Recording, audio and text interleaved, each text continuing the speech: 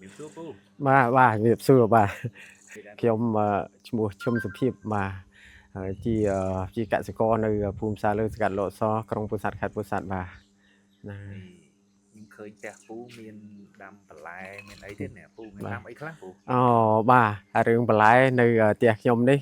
ខ្ញុំដាំជាលក្ខណៈសួនគ្រួសារទេបាទហើយសួនគ្រួសារខ្ញុំដាំមានដូចជាបាសម្រះមានស្ពៃមានត្រប់ម្ទេសហើយនឹងអីផ្ទីបាទហើយនឹងបន្លែផ្សេងដទៃទៀតបាទដូចជាម្រះព្រៅជាដើមបាទមានច្រើនមុខហ៎ពូបាទច្រើនមុខប៉ុន្តែកពិកប៉ុកមិនមែនជាដំណាំអីវាថាធំដុំទេជាលក្ខណៈគ្រួសារបាទតាមបែបធម្មជាតិដោយមិនប្រើថ្នាំគីមីឬក៏ជីគីមីជាងប្រើតែអាចគោអាចមន់ហ្នឹងហើយបាទខ្ញុំគិតថាសពថ្ងៃបើសិនណាជាយើងទទួលទានបន្លែឬក៏អីផ្សេងពីទីផ្សារមកគិតថាវាមិនមានទំនុកចិត្តព្រោះអីយើងឃើញថាការដំណាំដែលនៅទីផ្សារភាគច្រើនយើងប្រើគីមីហើយនឹងថ្នាំពុលគីមីដូច្នេះខ្ញុំត្រូវបង្កើនដំណាំនៅក្នុងគ្រួសារខ្ញុំទោះបីថាដំណាំនោះមិនមានគុណភាពល្អយ៉ាងណាក៏ដោយក៏ប៉ុន្តែវាជាលក្ខណៈធម្មជាតិដោយមិនប្រើគីមីមិនប្រើថ្នាំពុលបាទហ្នឹងហើយយើងកាត់បន្ថយចំណាយបាទហើយយើងកាត់បន្ថយចំណាយច្រើនបាទចាំមន់ខ្លាច់មន់វាចូលបាទហ្នឹងហើយវាអត់មានអីធំដុំតែcònជាលក្ខណៈមួយដើម្បីចិញ្ចឹមឆ្នាំងក្នុងគ្រួសារបាទនេះជាស្ពៃបាទស្ពៃដែលយើងបដោះមកឥឡូវវាក្រៀមហើយអានេះគេហៅស្ពៃផ្លក់ចយស្ពៃទឿបាទបាទស្ពៃទឿបាទផ្លក់ចយបាទហ្នឹងហើយអាហ្នឹងដូចគ្នាពូជតែមួយបាទហើយនោះជាត្រប់ចេះតែដាក់ទៅចន្លោះបាទត្រប់បាទហ្នឹងហើយបាទនេះតកួនយើងកាត់ឆ្លោបាទអានេះមរះអានេះត្រប់បាទត្រប់ស្រួយហ្នឹងហើយបាទហ្នឹងហើយបន្លែទាំងអស់ហ្នឹងហើយអានេះវាជាដើមយើងបញ្ចូលជាមួយនឹង blackberry ផងដែរបាទនេះជាផ្លែរបស់វានេះបើផ្លែមុនច្រើនឡើយអស់ហើយបេះអាហ្នឹងយើងចេះតែដាក់ចម្រោះទៅអានេះមកមុខបន្តិចហើយអានេះជាម្ទេសបាទឥឡូវវាក្រៀមដោយសារយើងចាក់ទឹកនេះទៅវាប្រើទៅវាឆាប់ក្តៅពេកវាល្អោចបាទអានេះត្រប់យើងត្រប់គេហៅត្រប់ដោគោត្រប់វែងបាទត្រប់វែងតែអត់ទាន់ផ្លែទេ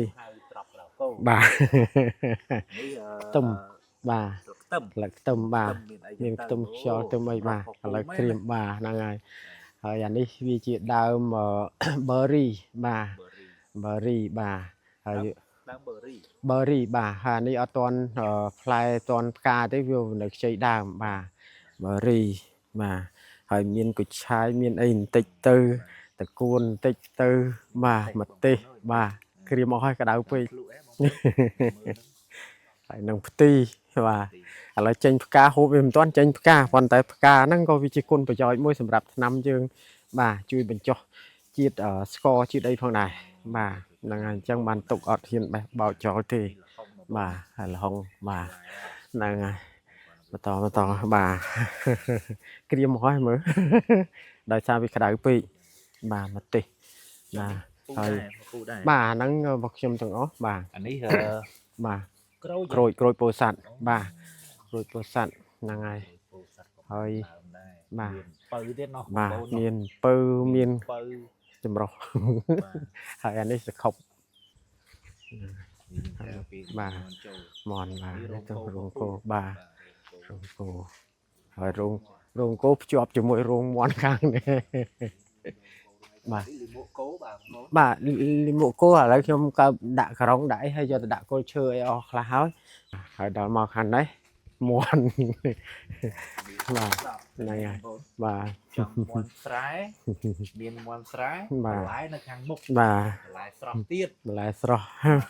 មន់ហើយទៀតបាទអានេះមិនបាច់ចូលទេឬក៏ចូលបើកទៅមន់ចេញបាទមិនបាច់បើកបាទបាទអញ្ចឹងសង្ឃឹមថាបងប្អូនប្រជាកសិករនៅតាមសហគមន៍ផ្សេងអាចទុកពូជាគំរូមួយដែរបងប្អូនណាមកខាងនេះបាទមានជាកវាញមានអីនេះបាទ ច្រើននោះអានេះ មក ដើមឈើមាន មកតិចមកតិច អានេះដើ អា មអីគេ ក្លឹងតឹង អូ តលឹងតឹង ពេលដើមហូបផ្លែ ហូបផ្លែជូរមកជូរ ជូរ លៀប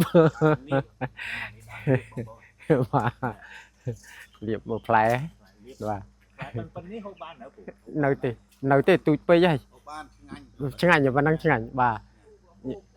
អញ្ចឹងអង្គអានជលក់អំបិលឆ្ងាញ់ណាឬក៏ទឹកគ្រឿងប្រហុកអីចាត់បាទបាទហ្នឹងហើយអានេះមានបាទតែថាដាក់ទឹកបាទខ្នោទឹកក្តាប់ផ្លែបាទហ្នឹងហើយខ្នោទឹកចាប់ផ្ដើមក្តាប់បាទ អត់ទុកដីឲ្យតនេ បាទស្វាយបាទ ដំណាំបន្លែនៅ បាទ ខាងនោះមិញដែលបញ្ជាក់ប្រាប់បងប្អូនមិញហើយនៅបានវេខាងនេះគូដាំផ្លែឈើហូបផ្លែ បាទ ហើយផ្លែឈើហូបផ្លែនេះក៏ចម្រុះដែរ បាទ ចេក ចេក ខ្នុរ ទឹកខុប នោះ បើ បើ មានបើមានសខុបមានត្រើមានអីចឹង មើម បាទត្រើ ត្រាវ បាទ បាទហ្នឹងហើយមានជីពត្រីមានអីចឹង នេះ អាហ្នឹងសខុប